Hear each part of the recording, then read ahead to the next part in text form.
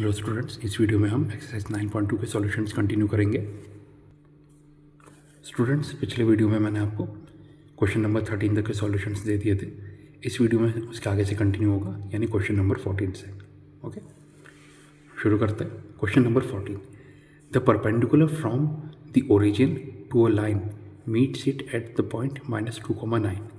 Find the equation of the line. ठीक है, तो देखिए क्या बोला गया है। कोई एक लाइन गिवन है, उस लाइन पे ओरिजिन से एक परपेंडिकुलर ड्रॉ किया गया है और वो परपेंडिकुलर लाइन को कहाँ पे मीट करता है, -2,9 पे। तो हमें लाइन की इक्वेशन निकालनी है। तो है क्वेश्चन नंबर 14। देखिए, परपेंडिकुलर लाइन की आपको प्रॉपर्टी पता है, उनका स्लोप का प्रोडक्ट कितना होता है, -1। ठीक है, तो हमने अज्यूम कर लिया लेट m1 क्या है, स्लोप ऑफ परपेंडिकुलर फ्रॉम 0,0, मतलब ओरिजिन से जो परपेंडिकुलर ड्रॉ किया गया है उसका स्लोप होगा m1। ठीक है, तो देखिए हमको पता है वो परपेंडिकुलर लाइन कहाँ पे गिवन लाइन को इंटरसेक्ट कर रहा है, -2,9 पे। यानी जो परपेंडिकुलर लाइन है उस पर दो पॉइंट्स हमें पता है, ओरिजिन 0,0 और -2,9। ठीक है, ऑल्सो हमने अज्यूम के लिए लेट m2 क्या है, slope of line passing through -2,9, मतलब गिवन लाइन की स्लोप। ना हमको पता है, देखिए परपेंडिकुलर लाइन है वो 0,0 और -2,9 से पास हो रही है। तो x1 = 0, x2 = -2, y1 = 0, y2 = 9। ठीक है, तो परपेंडिकुलर का स्लोप m1 कैसे निकालेंगे, y2 - y1 upon x2 - x1, यानी 9 - 0 अपॉन -2 - 0, यानी -9/2। हमको पता है सिंस m1 = m2 क्या है, मतलब प्रोडक्ट ऑफ स्लोप -1 है, तो वैल्यू पुट करेंगे, यानी -9/2 इंटू m2 = -1, माइनस से माइनस कैंसिल, तो m2 कितना आ जाएगा, 2/9। ठीक है, यानी गिवन लाइन की स्लोप हमें मिल गई 2/9। Now equation of line passing through -2,9 and slope 2/n is given by y - 9 = 2/9 into bracket में x -2। ये किसके बराबर हो जाएगा, 2/9 इंटू x + 2। ठीक है, क्रॉस मल्टीप्लाई करेंगे तो 9 यहाँ पे आ जाएगा, 9 टाइम्स ब्रैकेट में y - 9 = 2 टाइम्स ब्रैकेट में x + 2। It implies 2 times bracket में x + 2 माइनस, इसको यहाँ पे ले आएंगे तो माइनस साइन आ जाएगा, 9 टाइम्स ब्रैकेट में y - 9 = 0। ठीक है, ब्रैकेट ओपन करेंगे, 2x + 4 - 9y + 81 = 0। तो इस लाइन की इक्वेशन क्या है, 2x - 9y + 85 = 0। ये आ गया आपका answer. Next question number 15, the length L in centimeter of a copper rod is a linear function of its Celsius temperature C.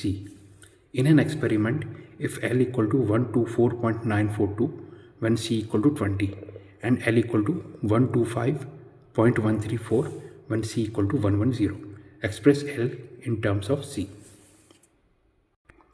तो मेरा क्वेश्चन नंबर 15, देखिए C = 20 है तो L कितना हो जाएगा, हमें क्वेश्चन में गिवन है 124.942। जब C = 110 है तो L कितना है, 125.134। तो हमने एज्यूम कर लिया C को x कोऑर्डिनेट, L को y कोऑर्डिनेट। ठीक है, तो आप बोल सकते हैं x1 = 20 पे y1 कितना है, 124.942। जब x2 = 110 है, y2 कितना है, 125.924, सॉरी 125.134। बेसिकली आप देख सकते हैं कोऑर्डिनेट्स की तरह आ गए। देयरफॉर आप बोल सकते हैं equation of line passing through x1, y1 and x2, y2 is given by y - y1 upon x - x1 equal to होता है y2 - y1 upon x2 - x1। Values put करते हैं, y - 124.942 upon x - 20 equal to 125.134 - 124.942 upon 110 - 20।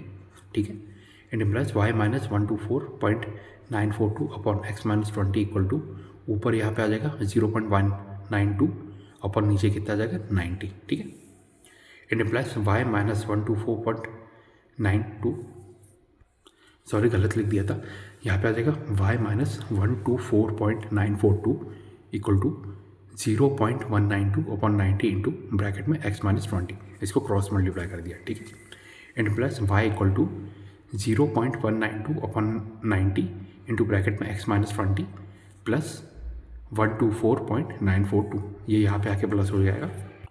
Okay, अब y और x की initial values रख देते हैं, y = L था, x = C था, तो L का फॉर्मूला क्या हो गया, L = 0.192/90 इंटू ब्रैकेट में C - 20 प्लस 124.942, यही हमसे पूछा गया था। एल को सी की टर्म्स में डिफाइन करना था, ये इक्वेशन आ गई। Okay, next question number 16।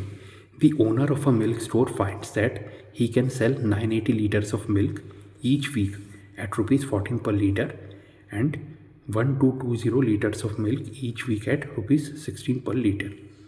Assuming a linear relationship between selling price and demand, how many liters could he sell weekly at ₹17 per liter?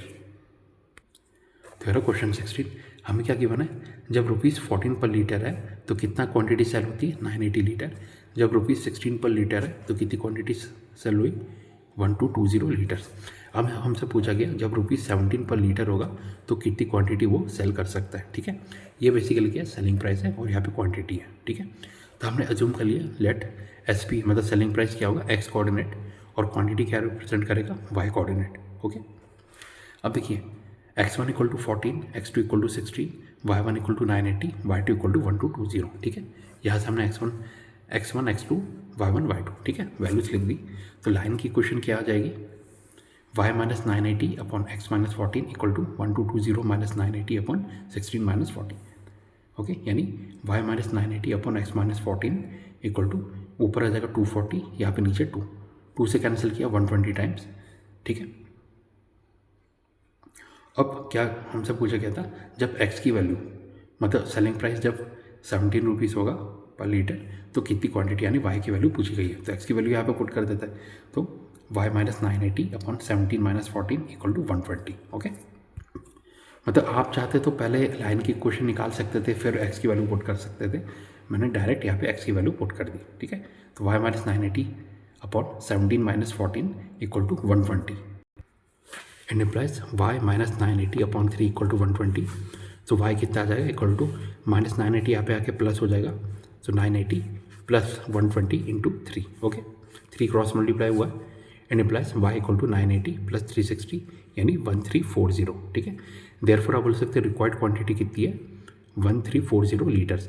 यानी जब सेलिंग प्राइस ₹17 पर लीटर होगा तो 1340 लीटर क्वांटिटी वो सेल कर पाएगा। ओके, तो स्टूडेंट्स इस वीडियो में मैंने आपको क्वेश्चन 14, क्वेश्चन 15 और क्वेश्चन 16 के सॉल्यूशंस दे दिए। इसके आगे मैं नेक्स्ट वीडियो में कंटिन्यू करूँगा, यानी क्वेश्चन नंबर 17 से।